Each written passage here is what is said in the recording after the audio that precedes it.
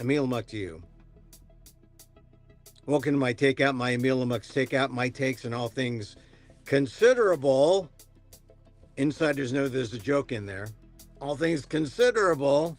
We're here. It's the last week of the year, and I guess this is not the day that you throw out the confetti from your windows. I mean, most people work at home. Well, I mean, since COVID, I mean, people are going back to work. So maybe we'll see people throwing calendars. Maybe people will be throwing their Palm Pilots out the window. That used to be a tradition to throw calendars, the little loose leaf calendars out the window. But all right, that's coming up on the 31st. It's not the 31st yet. It's the 30th. Lots to talk about today. I do want to mention that my Emil Amok 69, you say 69 again, Emil? I mean, you still do 69? Well, yeah. I mean, that's the name of my show. I mean it metaphorically. Emil Muck 69. Emil does it in San Francisco. It's free, sort of. If you're watching me on YouTube, go to playgroundsf.vbotickets.com, playgroundsf.vbotickets.com, and then see me at the Solo Fest. 69 Emil Muck, a real journalist, stands up. Get your ticket. It's a donation, right? And it's a nonprofit. It's free, essentially. Pick a date. Come see me. Pick a date that if you say, I can't be in San Francisco, I'm in Tampa, I'm in Texas, I'm another tea place, Tiburon. Oh, you're in Tiburon? Well, you can afford to come in, Uber in, see me on Potrero Hill. The Potrero stage is where I'm doing this show. It's about 55 minutes. I tell my story that I've been touring in Canada, and I was in Vancouver, Edmonton, Winnipeg, all the fringe festivals. But it's different because it's 2026 and things are different. If you look at the news, and this is about the news, my show, Emil Amok 69. See me deal with my Trump derangement syndrome. I mean, if that's an enticement, no, I don't want to. Come see it, Emil Amok 69. Go to playgroundsf.vbotickets.com. It's starting up on January. I think it's January 17th. I mean, I should know the dates, but the fact that I don't know the dates is kind of remarkable. But you can check out the dates by going to playgroundsf.vbotickets.com. And yeah, the first show is on the 17th, a Saturday at 7 p.m. First show Saturday the 17th, and then there's another show on, when's the other show? 8:30 on Monday the 26th. So I do 4 shows there. So check it out. And then there's another show in February the 7th, which should be a Super Bowl. I mean, the day before the Super Bowl. And then I do another show on February the 2nd at 8:30. So lots of different times to see me at this Solo Fest. See 1 hour of Emil Amok doing 69. That sounds kind of interesting, doesn't it? 1 hour of Emil Amok doing 69. All right. So this show is different from the show I do, because in this show here, I stand in front of my gong. Sort of like, are you Gatsby fans? The eye of T.J. Eckleberg. The eye, not the eyes. The eye of T.J. Eckleberg. Standing in my Vegan Power t-shirt in my closet, talking to you about stuff, about news. Dan Gonzalez, Professor Daniel Phil Gonzalez, he'll be here joining me shortly. I do want to say that the big headline as we speak is the fact that Tatiana Schlossberg, who's an environmental journalist and the granddaughter of John F. Kennedy and a cousin of RFK Jr., well, she died today at just 35. And, this was a high-profile death, and it's worth mentioning because we're in a period where, the nights are long, or the days are short. The nights are long. It's cold. It's kind of depressing, and it's almost perfect a perfect time to deal with death if you can. I mean, you should be kind of feel fortunate that, oh, I get to deal with death during this terrible time. And if you're not, then you just deal with the sadness. It's sad because she's one of America's first families, the Kennedys, right? And she did this very public first person piece in the New Yorker where she talked about how her cousin, RFK Jr., not, I mean, he's good on some health issues, bad on others, but Tatiana was part of the Kennedys that were frowning upon the kind of things that RFK Jr. was doing. But now the family has to come together in death. It's kind of an irony of this moment. As someone who has dealt with death recently, my brother in law, I think what you find out when you go to these funerals is that once you die, you're gone. And Filipinos have these open casket funerals. And when my brother in law died, I just said, he's gone. His energy is somewhere, though, right? That's the thing. You believe that your body is like a set of clothes and you are somewhere. The energy is, I believe my brother in law, who was a big Golden State Warrior fan, probably when the ball is like rimming around the hoop and not wanting to go in, my brother in law is like pushing it over. He's like, get in there. I'm sure he's doing that because he would like to get the credit in the box score of scoring 2 points. Of course, it wouldn't go to him because he's just an Oswong, right? He's flying in. But that's my brother in law. I'm sure that Tatiana Schlossberg, her spirit still lives for the Kennedys and the people who, admired her work as an environmental journalist and her courage to speak out in that New Yorker article. Like I said, death does something to you, especially when you're closer to it than you are to your high school graduation or your college graduation or your first job. I mean, as you get older, you get a little more, have this wisdom that is conferred onto you, and you just say, yeah, maybe you get more spiritual, or maybe you say, there's no body in there when you look in the casket, but the spirit is alive somewhere, and you become more spiritual. So, a time of mourning for the Kennedys. Tatiana Schlossberg has died. If you read that essay in the New Yorker, it really is. I just thought about how when my brother-in-law was dying, you had to go see him. When we got the word that he's dying, I hope that people just went and saw Tatiana Schlossberg, if you're a family member or if you were not, because once it's over, it's over. And then the body goes, but the spirit lives on. So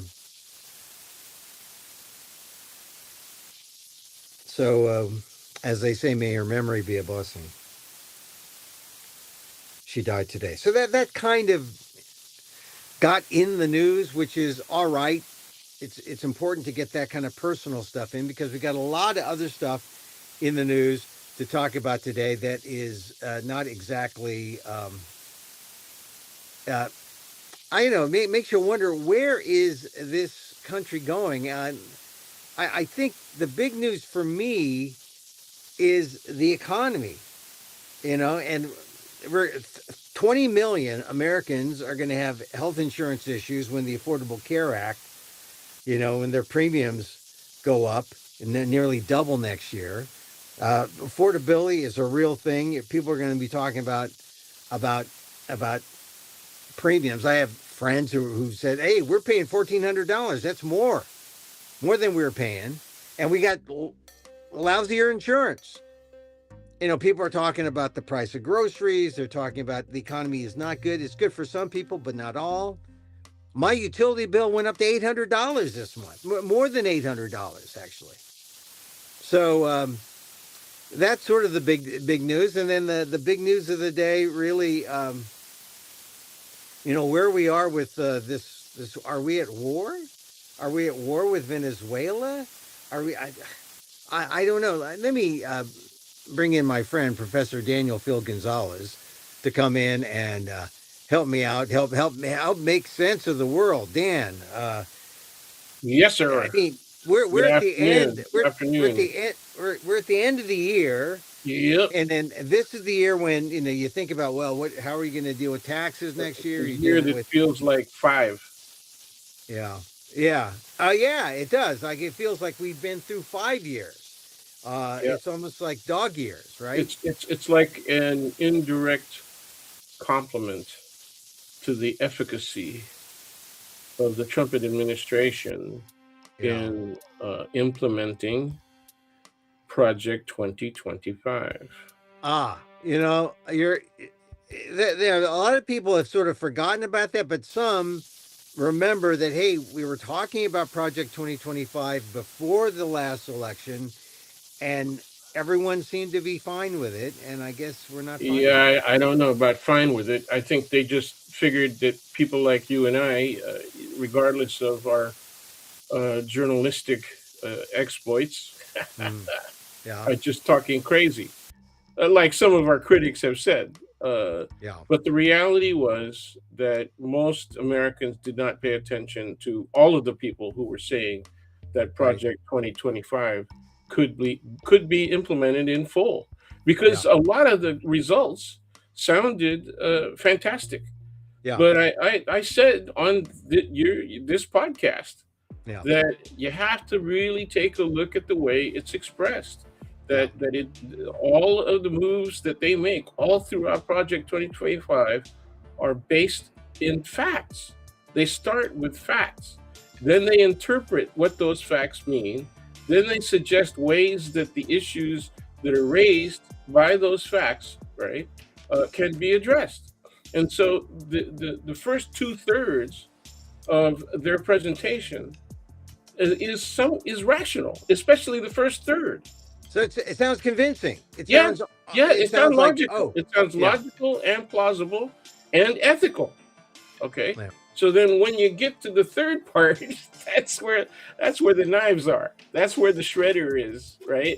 yeah. And once you get your fingers caught in the shredder, the rest is really predictable. Well, that was the ideological part. That is, if we know that immigrants are a problem, then we got to go after immigrants. Are you an immigrant? Sorry. Or are you a person of color? Sorry. Well, it's also, do you have the implementation? Do you have the tools to be able to do that? And Yeah, and Project 2025 made sure they had the tools to be able to do that. They made yeah, sure they took over leadership of specific departments. They made sure that the courts, they were going to go for the courts, and they made sure that the positions that they took were likely to be upheld and supported by SCOTUS. Okay, hmm all of those things were done. They were assuming success at all levels of the federal court system, which they failed. Lucky for us. The problem is that they had middling success at the appellate level, and they have had great success at the Supreme Court.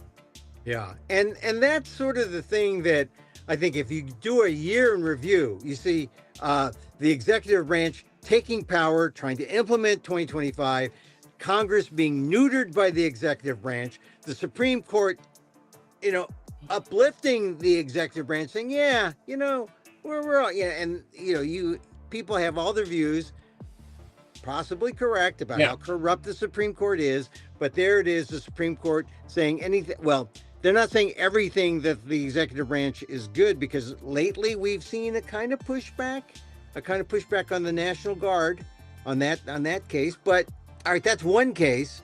The yeah. rest of the cases, it's pretty much Well, whatever Trump gotta, wants. they're going to be. I don't know when that decision is going to come down. It probably won't come down until the spring or even the summer. Yeah. But they're hearing oral arguments right now on the legality of the tariffs.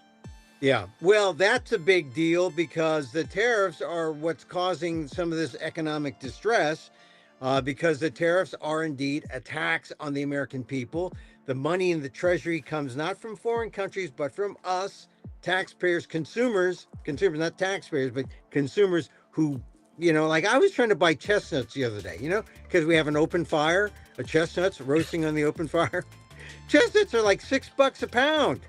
And that's domestic. $12 for imported. I just started singing the song, saying, "Forget the chestnuts." Uh, we're consumers on the open fire. Yeah, they don't taste that good anyway, man. Well, they're kind of mushy. They're not Well, it depends on, yeah. snappy. You know, If you take your time and you don't overcook them, yeah. they're still good, but they're not that flavorful. Well, Hazelnuts. hazelnuts make you yearn for chocolate, since the Europeans have us linked to hazelnuts and chocolate. But Yeah. but chestnuts, open fire. It's the lyric. You hear the song, you get in the mood. It strikes the chime that says, "Oh, it's the holiday now." Yeah. But it's too expensive. It's too costly. I Hey, like Mel Torme's version was the best. yeah. Well, let's see. Well, I don't know who sang it, but the one that I hear, I don't know if it's Johnny Mathis. It's a guy. Everybody But, did it. Yeah, everyone did. Nat King Cole was Yeah, also. Nat King Cole. Oh yeah, the king. All right. Now, Anyway, yeah. Now we talked about 2025. Do we do like George Clooney and get French citizenship? I mean, George Clooney, Amal, they're twins. Yeah. They've got French citizenship. I don't know. Canadian maybe. French. Can we trust the French? I went through my Francophile period, but I don't know. No, the French, in my opinion, Yeah. are second most nationalistic to Germans. Yeah, and they've got a right wing problem there, and they've got the Yeah. plus the nationalism problem, and Right. you You think have to say it's white nationalism. You have to say it. well, It is. Yeah. although you go to France, I mean, all right, I haven't been there in 20 years, but still, it's worse. Well, not worse, but it's more the way it was when I was there 20 years ago because the immigration, because of they've got people coming to France from all over, all different religions, different ethnicities, different. I mean, I think French nationalism is kind of problematic because the colonial French, when they went out to those countries, those people from those countries are coming to Paris, and you think America is diverse. How do you define French nationalism in such a diverse country? Same way I define it here. Yeah, I mean, it's This not. is a very diverse country, but the nationalistic element within this country has a racial factor, right? Yeah, And that racial factor has been continuous throughout the existence of the nation. The same thing is true of any of the European countries, and so they go through these cycles, welcoming immigrants when they need them. I mean, it's sort of like the Trump policy on H-1Bs, right? Right. We're gonna either you pay your way in with big bucks, $1 million of investment, or you are the very restrictive and short list of desirable, right, technical skills, and then you can come in. And so this is just an exaggerated form of the Immigration Reform Act of 1965. It really sounds like we're heading toward the United States of Mar-a-Lago, where you pay the fee to get in. It's America's the country club. Come on in. I mean, you pay $1 million or whatever it is he wants to charge, and you get the gold card. But that's what it's like. Yeah, you're really just the fact of Mar-a-Lago, and this guy's ownership of several golf courses all over the world, right? All it does is revive my hatred for the game. Well, I mean, I grew up part of the time in my childhood on a local private country club because my father worked there on Mondays, in addition to his other full-time jobs. And the whole janitorial and ground staff, everything except the greenskeepers and the technical aspects of maintaining a course, right? Everything else was maintained by people of color, brown and black. I just think you're right. I mean, it's hard to get in there and not see the stratification of society, the racism of society, which is why I guess it's important that we mention the fact that today is Tiger Woods' birthday. Okay. He turns 50. And why is that? Why was he such a phenom when he happened? I think when he came on the scene, I remember when I was writing for Asian Week, I said, he's diversity's champ, right? He people ask him, well, what are Yeah. you? Your mom's Thai, your father's black. If we're like the Jews, when your race comes to your mother, he is Asian American. He is the Asian American, and a lot of Asian American athletes are just like him. Doug Baldwin, even what's his name, the guy Kyle Murray, at the formerly the top quarterback in the Arizona, the Asian black, the cap, what Tiger called Kaplan Asian. They've been like world class athletes. Jordan Clarkson, Filipino black. uh, I saw the in athletics, Tiger Woods was the he really was diversity's champ, and he was just a phenom. And he was for a while really like untouchable, sort of like the early, the Warrior dynasties under Steve Kerr. They Yeah. unbeatable, and Yep. they said, "Oh, they always win. They're never going to lose a game." And then it's such a The fleeting Niners thing. under Walsh. Yeah. Yeah, and so you just say, "Wow, you honor the moment," but then what happened? I guess he's human, right? Right. Because I mean, it's not just the any failure in athletics or the downturn in his wins, but it really was being human. Yeah. His being a man, right? His sexual proclivities Right. Well, kind of turned on him. and he's not alone. He's not alone in that. That's one of the problems with fame and fortune, Yeah, and particularly when you've lived a relatively Spartan life, yeah. becoming the athlete that he was. Also, his stroke is I've only seen a few doctors make comment about it, but Hmm. it's actually injurious Yeah, to the lower portion of the spinal column. yeah, Yeah, and yeah. yeah, I mean, he's let's see, he's had more surgeries than the 15 majors he won. That's how that serious is his health that's a issues. hell of a price to pay. Yeah. And this is the first year he didn't play a single tournament because he's got this ruptured Achilles tendon in March and a seventh back surgery in September.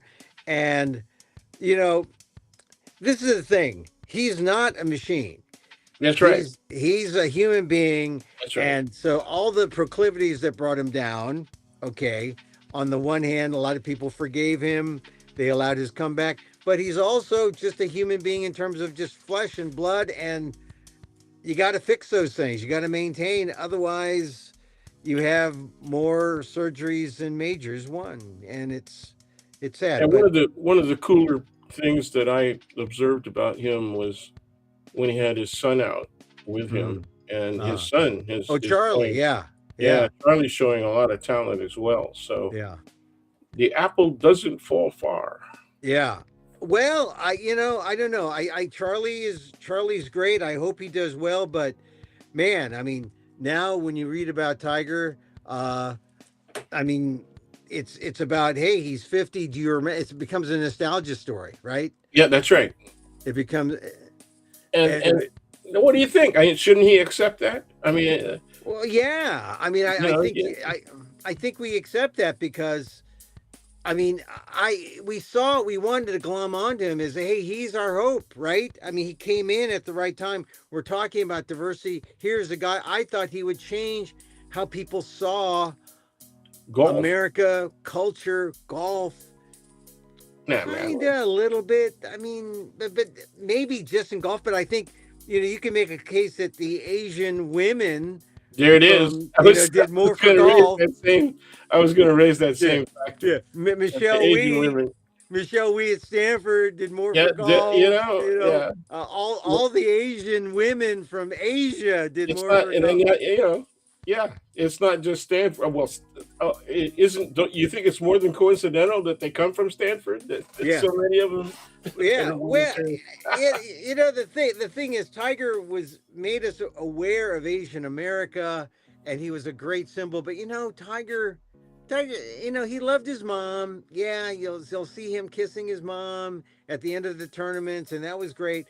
But he was kind of a reluctant role model, reluctant to say, "Hey, this isn't about." He didn't say I'm Asian American. He said I'm Kabbalah Asian. I'm everything, and I think that was one of the great things about Tiger, really, that he had this talent that was so beyond race, so beyond. I mean, this is beyond Jackie Robinson, right? Um, I mean, at some point, Jackie Robinson breaks a color barrier, but at some point, Jackie Robinson is just still the great player, yeah, and Tiger's just the great player. yep. And you don't mention race, but he didn't. I mean, he sort of paved the way, but you look at the PGA, or you look at the golf because it's merged with Live, and Oh man, it's all over. It's international. It's not about race. It's just about money. it's all about money. So I think he was a reluctant activist, and in some ways he was a bad activist. He was just who he was out there, swinging the golf club, trying to win. His body broke down. His morals broke down. He's a regular guy. Okay, we look back nostalgically and say, "Oh my God, maybe Tiger's the guy. Could have been the guy." Actually, you look back and say it could have been more. Right? I mean, Yeah, it could have been more, yep. and it wasn't. So you don't blame Tiger for that. You just say he inched us forward in the diversity talk, in the diversity debate. Yeah, but there's resistance, right, Yeah. from the element within the society that it's always there. That Yeah. that's what See, I wish people could just do. I mean, yeah. can't you accept the fact that there is an element within American society that is continuous, that is racist, that is class bound, right? And understand that that's part of the human condition. Yeah. That's one of the reasons that the psychology of socialism, uh, when it's actually enforced, right, Mhm. is immediately subject to challenge. Yeah. Okay, because people want to get ahead, they want to be better off. And here's the thing that we should point out, that while we talk about the racism that exists in society and how bad it still is for the great majority of people, thank goodness we have people like Tiger Woods. Thank goodness we have people like Beyonce, Oh, who has billionaire. he's reached billionaire status with Cowboy Carter. And if you look at all the musicians who are on Forbes billionaire list, they are Beyonce, Mhm. Jay-Z, her husband, Rihanna. Taylor Swift, That's right. And not Rihanna. black, And Rihanna. Rihanna, and Bruce Springsteen, Right. right? Those are the five. So And it's 3-2. It's three yeah, to two, man. I mean, but it's amazing though. You think, oh yeah, blacks are so downtrodden, and then people say, oh, what about Beyonce and Jay-Z? You know, Yep. her Renaissance tour in 2023 grows nearly 600 million. But you got to say, all right, so is America racist if we made Beyonce and Jay-Z royalty? See, that's the problem. When I talk about the existence of an element or a segment of American society Mm, that is representative of this cultural factor, all right, mhm, people immediately think that I'm saying the whole society is racist. Okay. right. I Mhm, will say that the society is structured in a manner that supports these elements of racism. It's structured that way. Okay. And so, even though it's only a minority, relatively speaking, of American society that holds white Christian nationalist beliefs that are consistent with the maintenance hardline racism, mhm, okay, they still have an outsized effect. And unless you accept the fact that that exists, you will always be subject. You will always be vulnerable to that effect. Okay. You will not guard against it, which is what the Democratic Party and liberals in general failed to do. Okay. They wanted to move the society forward and make it more just, but at the same time, they were assuming that the effects of the Warren Court, right, would have some level of permanence and that they wouldn't be challenged. Yeah. Well, but when you have an element outspoken in the Republican Party and among conservative independents, an outspoken element that said, we want to reverse, we want to take over, we want to get rid of the New Deal. I mean, they're going all the way back to Roosevelt. Hey, if Beyonce and Jay-Z can be billionaires, we don't need a New Deal. Black people can rise. Yeah, we can all be billionaires too, right? So all of these people that are white Christian nationalists believe in capitalism because they think they can also be rich and become billionaires, right? Well, I mean, they're not even going to college, man. Doesn't happen to everybody. Yeah, they're not protecting the trades, right?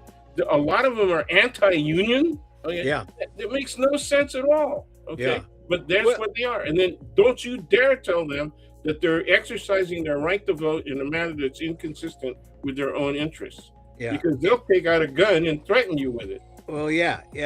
Well, here's the thing about the Beyonce thing and Jay-Z. That people will look at that, just like they looked at in the 80s, they would point to Bill Cosby on TV making tons of money before, it was revealed that he spent a lot of money on Quaaludes. And, but... people used to point to Cosby and say, hey, we got Bill Cosby. He also spent a lot of money at the Playboy Club. At the Playboy Club. But, but here's the thing, and people will like to say that class is so important because of Jay-Z, Beyonce, Bill Cosby, they all made it in Hollywood. But, there's still racism because if Beyonce and Jay-Z went down, went incognito, somewhere in America, they would not be seen as billionaires. They're still black. Equals. They're still black. Yeah, they'll be seen as black. Yeah. They're still seen as black now, even though they're billionaires. Yeah. Well, I mean, you look at Puffy Combs. They used the Mann Act against him. I'm not saying what he was doing was right, but if you saw Dave Chappelle's new special, he does talk about the Mann Act and Jack Johnson, how the Mann Act was intended to get after people who mixed races, people who, were with white women, and Jack Johnson was married to a white woman. And, it's not exactly synonymous with Jack Johnson did and what Puffy did, but there's that fear, and they use the Mann Act against Puffy. And it's interesting. If you haven't seen Chappelle's special, he does talk about that toward the end. And it's an interesting history lesson. I'm not saying what Puffy Combs did was good. They got him. And he, it's just an interesting bit of history. If you saw the Chappelle special. So, did Jack Johnson beat up on his old lady? I don't think he did, but I don't know how faithful he was. But I think what is true is there was a kind of fear, certainly against Jack Johnson, about race mixing. Filipinos felt that too. When it comes to Puffy, I think, Cassie Ventura, she's Latina, I think. I'm not sure what her ethnicity was. Probably part, Yeah. So anyway, look, we got into this cultural thing. It's good to talk culture while we can, because the news is pretty dreadful. I'm wondering about this war thing. Are we here we have Donald. No, we're not at war. Obviously, Congress, right, has the sole power to declare war. It's in the thing called the Constitution. Remember that? Right. So why is Donald Trump acting in a way that the Supreme Court has given him the opportunity to do so? Yeah. And he's got people working for him in the military that are willing to carry out the orders. Because, what happened in Venezuela, now that it's, it's been confirmed that yeah, the CIA was behind this bombing of a dock in Venezuela. Yesterday, uh, Trump sort of hinted at it or said that yeah, this is true. But now we know the first time, there's been a strike in Venezuela in no act of Congress to declare this an act of war. So it's an illegal act, is what it is, right? Not according to the Supreme Court. If it went to the Supreme Court, I think that same majority, at least 5-4, if not 6-3, would still say it's within the purview of executive action. Well, and this is the problem of our Constitution and where we are today. And people have always, during the last year, said, "Are we at a constitutional crisis? Are we we're in a state of a constitutional chaos, which by definition is crisis, and but it's resolved on behalf of the executive branch and Trump because see when the crisis is not physical, right? When they don't see themselves being injured, when they don't see America under attack, right? Yeah, I just lost your camera. Oh, there you are. All right. Okay. All right. So when you have what now? Unless it turns physical, and while it remains abstract, right? Constitutional crisis. People don't give a doo-doo. Okay, they don't really care. So it sounds like an legal academic argument, right? Are we in a constitutional crisis? They don't even see the fact that American institutions are failing miserably in just protecting their interests. The CDC, for example, the spreading of measles, for example, going on right now. Okay, as long as it's only 2,000 incidents and it's spread out and they're sporadic, right? Okay, people aren't going to get upset. But when it starts turning into 10,000, if it turns into 15,000, 20,000, and if more of the red states where there are people who are more likely, right, to be affected by the cutbacks in medical insurance, right, the cutbacks in medical providers, right, okay, and when that hits, then they'll say it's the Democrats' fault. Well, I just that's what they're gonna do, man. Yeah, and remember COVID. Remember COVID. I thought it was a hoax. Okay, and then they died. Right? Yeah. They beat up on their nurses. Okay, and their medical caretakers. Okay, because it was a hoax. Because they believed, right, that all you had to do was drink some freaking Lysol. Yeah. Yeah, well, I just think that this is why you see these actions and they're okay, and we get this normalization in 2025. It's not okay, and all of this stuff was predictable. Right, because of what we said at the beginning with Project 2025. No, even before that, when the guy started coming down the golden elevator in his building, okay, it was predictable. Yeah. It was predictable. All right. Now let's, Monday there was a number of things happening. Zelensky went in with Trump. Well, that was Sunday. But then on Monday, Trump calls Putin, and Putin says, "Hey, my house got targeted." But no evidence, no photos, no video, nothing. So it sounds like, false flag, kind of rhetoric to boost sympathy for Russia. But it's just strange. That's going to work. Going to work, right? He's going to get sympathy. They say, "Damn, they didn't get him though." Well, we should know better that it's not about sympathy, but it just shows. I mean, Trump is tipping his hand all over the place. It's justification, right? Yeah. I'm going to bomb the hell out of him now. He's already been bombing the hell out of him, so he wants to increase that aggression. Okay, he wants to up the death toll, right? Yeah. Right now. And then at the same time, everybody's saying, okay, well, there's a serious plan here, for peace accord, and so they're meeting with all of these people, Witkoff and Kushner, and it's good, and they're working hard, okay, and they're making this work. And then what did Trump? He admitted it was me who said we're not going to give them the missiles. Yeah, they're not getting the missiles.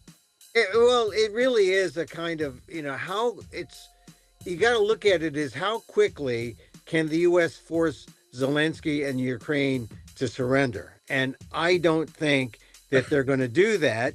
And in the meantime, they're trying to make it look like, Putin is under siege. When the original thing is Russia, big superpower, invades a sovereign nation. Ukraine, we should be siding with Ukraine, and yet we are siding almost 99% with Russia. It's just, at least we didn't have an Oval Office kind of They're buds. debacle this year. They're buds. They're Yeah. buds. Trump builds everything on personal relationships, or what he perceives to be his Yeah. personal relationship. Now, you know damn well any other intelligent being, dictatorial or otherwise, right? Yeah. In the leadership of all of these other nations throughout the world, they're looking at Trump and they see a fool. They see a stupid, crazy person. All right. Okay. Yeah. And so they play him. All of the gold gifts and everything, they're playing him, Yeah. Okay. And it's Oh. really obvious. It's really obvious. And the funny thing you kept asking me is the Epstein thing going to be the thing that brings, I said, no, it's going to be side action, because they're never really going to release all the information. All right. Let's get to the Epstein thing, because I just think they say there's a million more documents. Well, a million more documents. Okay. Right before the Epstein thing, the actuality is that all of this stuff that he's doing, and including, we got into this segment by talking about Venezuela. Yeah. That's the kind of stuff that's going to bring him down. Oh yeah, I agree. Epstein, I agree. Okay. So but yeah, Epstein. But I think Epstein. The thing about Epstein that gets me is, people on both sides. I mean, the Democrats want to find out what's going on because of the women. It's always the women. Listen to the women. The Republicans, the victims. Well, the victims, yeah. But the Republicans, they're more into releasing the files out of transparency. And between the two, there should be some kind of common ground that would show just how bad Donald Trump has brought the U.S. Because of Epstein. Because the more you look at this situation, it's more than just, well, certainly more than one girl. There's like hundreds, maybe thousands, and as young as 14. So the biggest figure I've heard. The biggest figure I've heard is 1,200.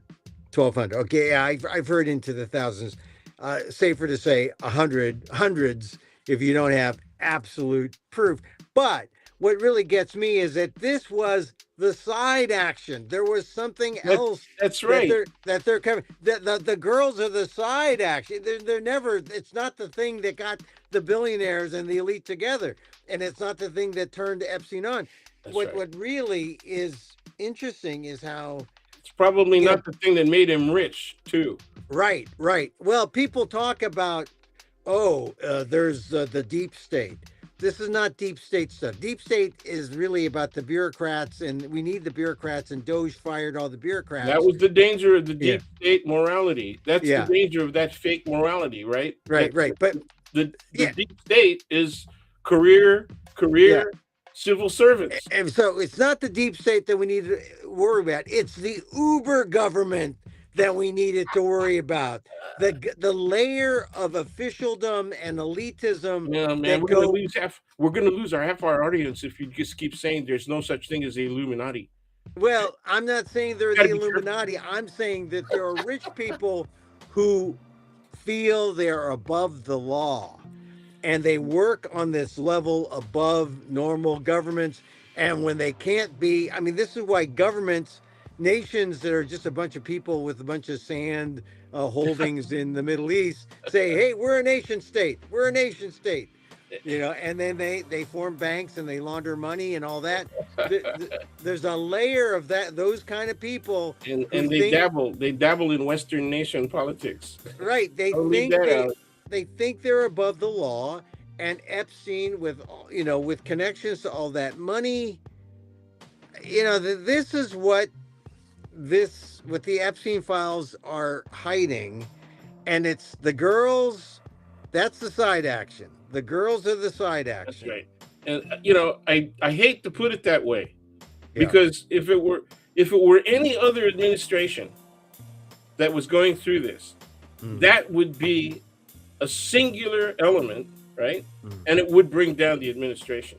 The fact that Yes, yes, the yes. only reason that it doesn't is because there's so much else going on. Right. It's almost like this relentless, relentless onslaught of badness, relentless onslaught of It's too relentless generalistic. onslaught of corruption. Yeah. ROC. Oh, thank you. Thank you. He said the C word.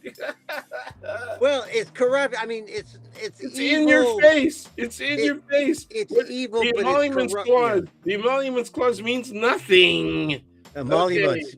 Yes. That's where you can't, by the Constitution, you cannot benefit from being in government. But And nobody that's- even questions it. Nobody And that's- even questions it, man. I mean, people are giving him gifts and they're made out of gold and they don't even question it, right? yeah, You know? and everything he does, from the plane, from Qatar, from Oh, the man. the ballroom, and then put the name on the Kennedy We're not going Center. to waste your dollars. We're not going to waste taxpayer dollars, okay? Well, Donald, okay? Who's paying for the freaking ballroom? Yeah. Well, I mean, hey, none of your taxpayer dollars. We're getting donations from countries that we're going to owe favors to. We're gonna Which again, is that not emoluments?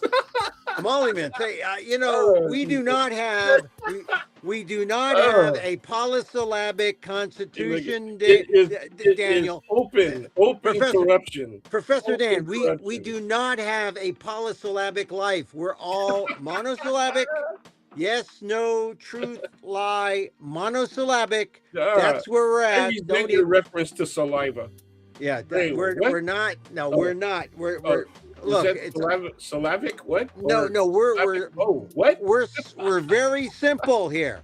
We don't want to lose any Oh, audience tell me members. about it. That's the American public. They're very simple here. We're very simple. Look, I was the Washington correspondent for my weekly reader. And no, it scares the hell out of me.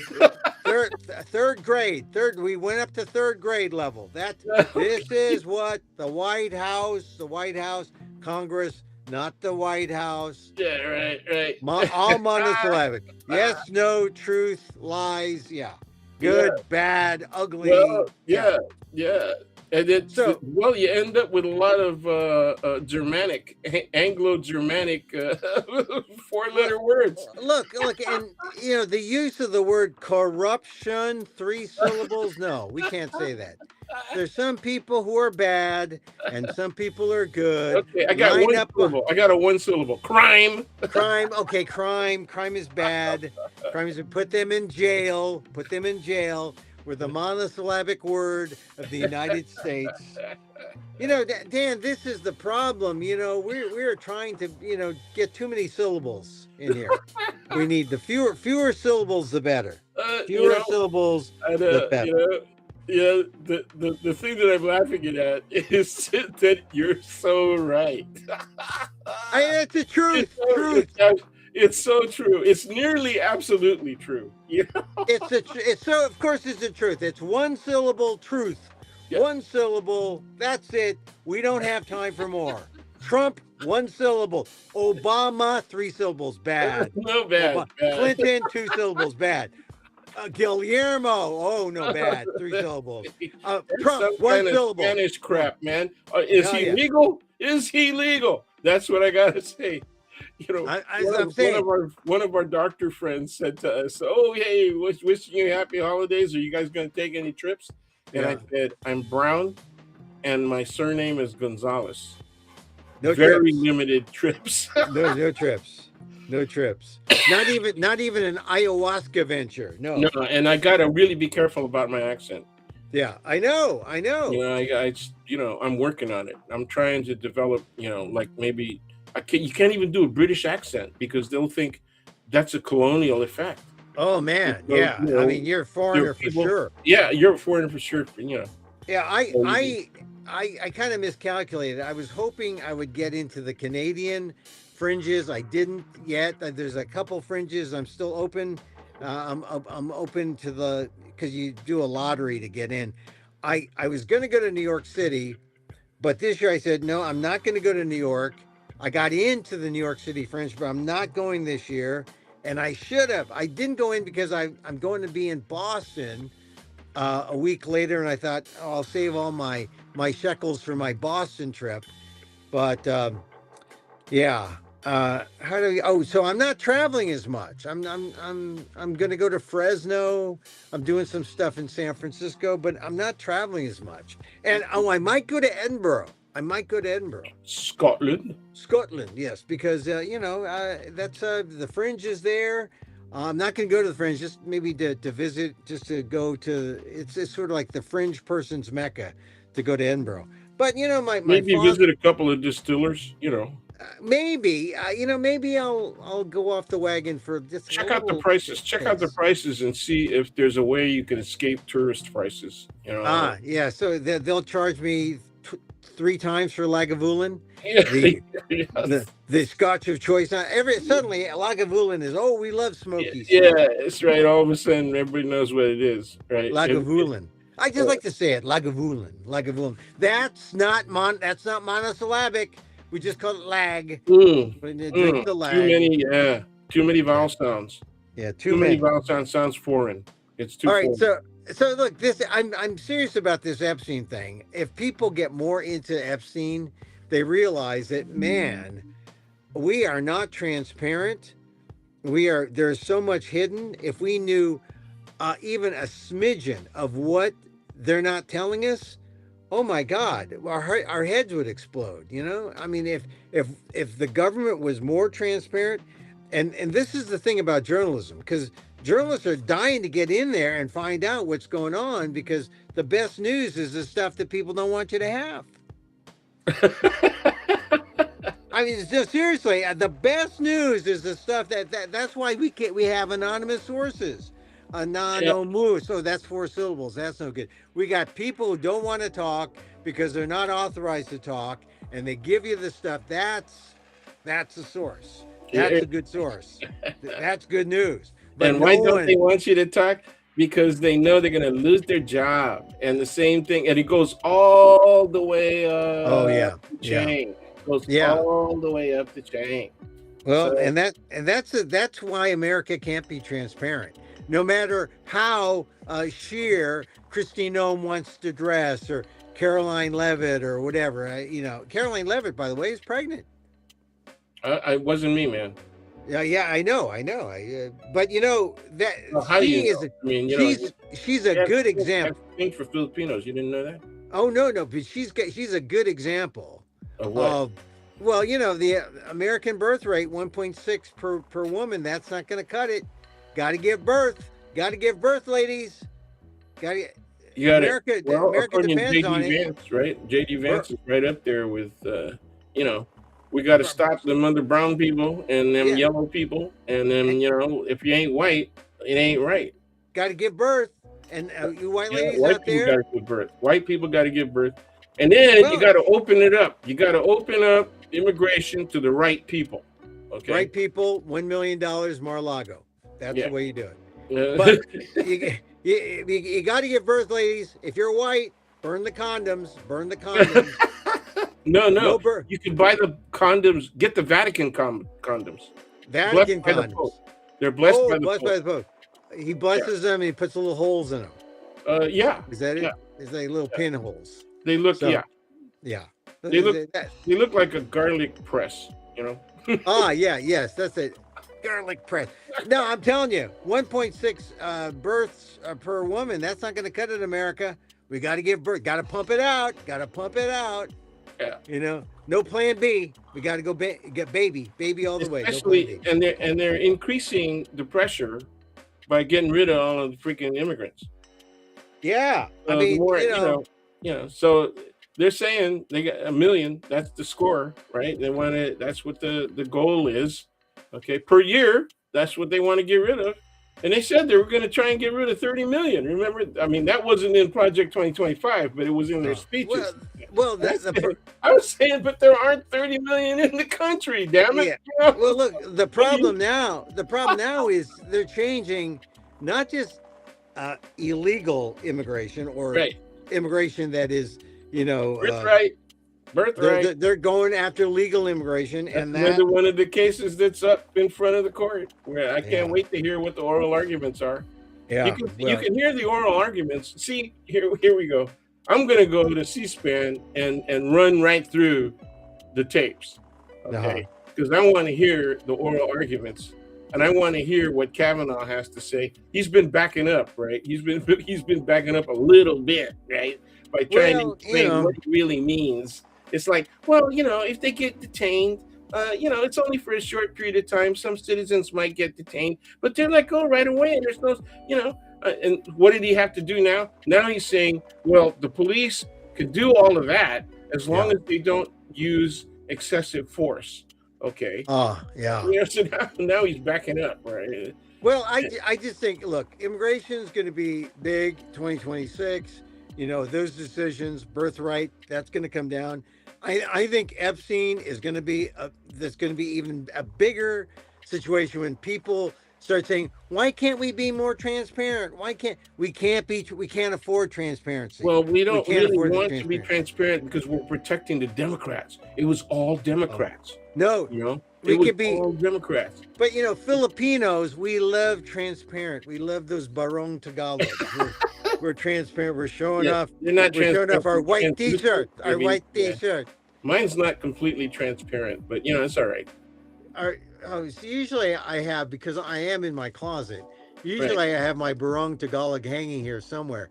Oh, look, I have a part of a barong here, so you can see. Okay. It's transparent. So No, it's translucent. Translucent. Oh, I cannot see my teeth. My teeth. Yeah. No, I have mine. I have them embroidered little birds above my nipples. Little birds. Yeah, little birds above my nipples. See, here's the actual shirt. See, again. See, kind of transparent. Okay, there you go. Boy, I'm the ghost of Emil Pass. Yeah, that's semi-transparent. Yeah, and that's all they wanted. They wanted to be able to see that you were not carrying weapons. Is that's why they had the barong Tagalog? Yeah, that's exactly why. Oh wow! But I'm carrying my weapon all the time. You know what I mean?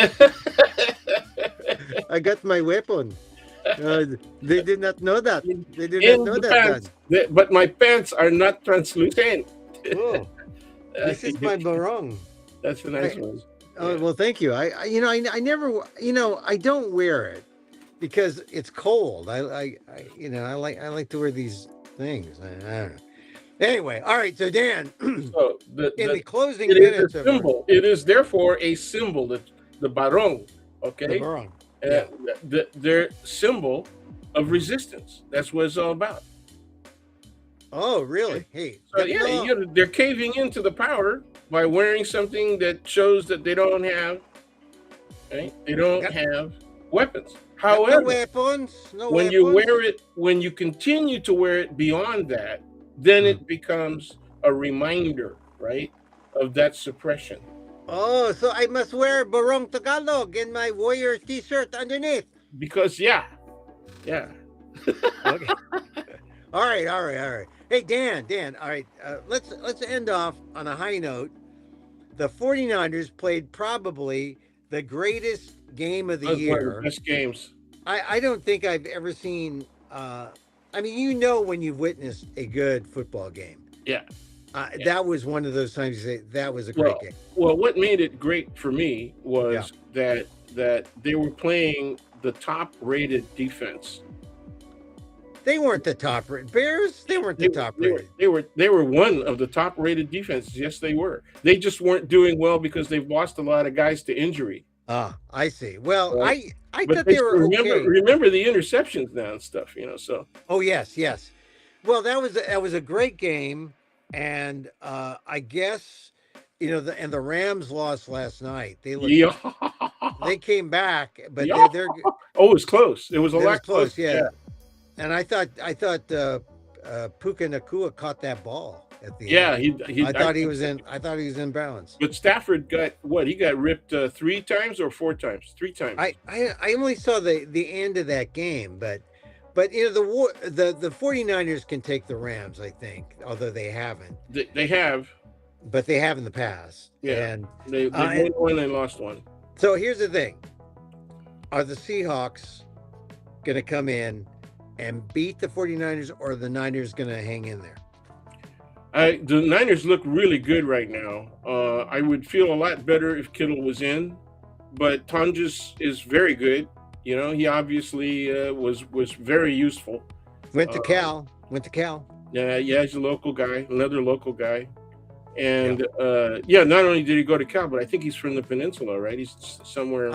I don't know where he went to high school. He's but down the peninsula.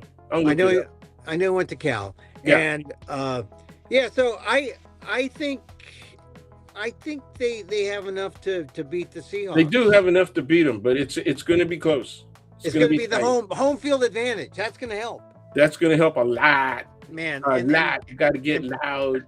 And playing for home field. And you know what? Even though I usually would go to games, I find a way to go to a game if it's local, if it's this big. I have no desire to be there in person. Because there's something wrong with it. Because traffic. It's not in San Francisco. They show pictures on TV of the Ferry Building, but Santa Clara is like 50 miles away from there. That's right. They're not near the Ferry Building. That's why there's no traffic at the Ferry Building, because it's all down there. Right. down in Santa Clara, and find parking down there. Oh, good luck. Get out of traffic. Go to oh, game, good luck. Our thing is, if you're going to go to a game down there, you go early, you get a hotel, right, and you stay overnight. You get a Patel hotel. I got a good friend. He's a Patel. He's got a hotel, nice hotel. Not because he went up. Right. He didn't get. He started out in a small hotel south of the market. And they got a big one. That's where they in San Jose. And so they have more than hotels, man. They owned a lot of the flop houses too. Yeah. Well, I mean, my friend, he's got his Patel hotel, and we owned we had season tickets to the Giants together, or not together, but he was in the next seats, and then we got to be friends. I haven't talked to him in a while because he got you know what happens. People get grandkids, and they just they're gone. They share the tickets with the kids, or their grandkid world, and so I haven't talked to him in a while. Sure, I was number 3 on people's list. Yeah, they would go to their kids, and then they would go to me. So Oh well, yeah. So I just think I did look to see what the price of tickets would be for the game on Saturday. I love to sit in the end zone. I learned this from being a Raider fan and being a Raider ticket holder, season ticket holder in the end zone. Great place to see a game. If you got to be high enough, not low enough, because you don't want people to jump up and touch you and stuff. But just like in the middle, great end zone. Because that camera, when they have a camera looking down at the line of scrimmage, and you see the holes opening up. Yeah, you're in the shot. Yeah, it's a great way to watch football. But I looked at the end zone tickets for the 49ers. I think like $600 a ticket. Yeah, that's what I was going to say. We just looked it up. Yeah. $1,200 for 2 if you really have to bring a spouse. If you really want. No, I think 600. And then actually, the where you sit up in the nosebleeds and you get a view of an overview of the game, not a drone kind of view of the game, not bad. But then you're paying, once again, $400 or $500 a ticket. Sure.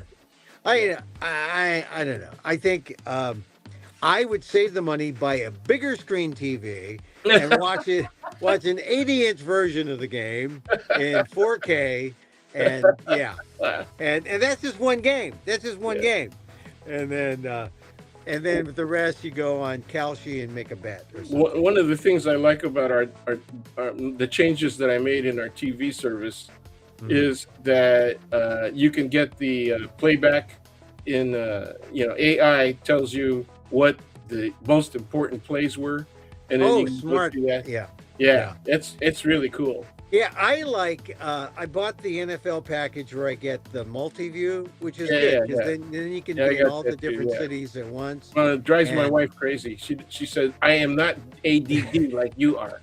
No, it's good because you can say, "Oh, Shador Sanders did well." Oh, and then you can say, "Oh, Yeah, Tua got benched." Oh, that's too bad. Oh, and then but you get to watch all the different games. yeah, you do. Anyway, all right. You want to venture? Who's gonna? It's like I think it's Seattle by 1.5. That's Really? what they're saying. Yeah, right now. I think it's going to be the Niners by 10. Oh boy, that's I think by 7. I would if it's How Seattle if it's it's going to come Seattle by down one to, and a half. I yeah, would take well, I take the Niners and the points because if I think our if our defense plays as well, even as well as they did, last night, or the night before. Uh, well, what day is this? Oh, yeah, this is Tuesday. Yeah. Sunday. Well, Yeah, they did a Monday night. Yeah. yeah, So is yeah. this Tuesday? Okay, I got it. Okay. They did a Anyway, Sunday so night. They did a Sunday night game. if they played as well as that, I think they'll be able to hold the Seahawks. The question comes down to how strong is the Seahawks defense? Well, He used a lot of good yeah. receivers, and I'm worried that the their secondary might be really good. I have to check and see if they have any injuries. They've got a good defense. Here's the They problem. do. The problem is, can the 49ers score more than their own Well, defense obviously, gives yeah. up? Yeah, but can they score more than their own defense gives up? So if their own defense gives up 50 points, the 49ers have to score 60. Yeah. You know, if the 49ers defense gives up 45 points, then their offense has to score like, 46. I mean, Yep. it's really or 47. I mean, that's what it boils down to. I think it's going to be the same kind of game where there's no good offenses. But here's the thing. If the 49ers have a good offensive day and Sam Darnold has a bad offensive day, then maybe it's closer. Maybe it's like, 30-27. And then you try to make it so that it's not on the last kick. Because, man, the 49ers, they could have lost it in the last play of the game. They could have lost it easily in the last minute, Okay. Yeah. They on could have. Sunday. They could. Yeah. Yeah. Well, They need a pass rush. that They was need a pass rush. I when mean, they scored their last touchdown. I was screaming that's you got 2 minutes. You left them 2 minutes and 15 seconds, man. yeah. That's an eternity, dude. I mean, You know? look, with that pass rush, it reminded me of schoolyard football, right? Like one of the touchdowns that Purdy, when he passed, I guess it was Jusek, and he was open, and he was like Yeah. running Yeah. around. That was schoolyard football, and then the hook and ladder play, Oh that was yeah. schoolyard football too. But what reminded me of schoolyard football is the 49ers passing rush. They have no passing rush. It was like five Mississippi rush, right? Which gives the quarterback. Did you ever play five Mississippi rush? Yeah.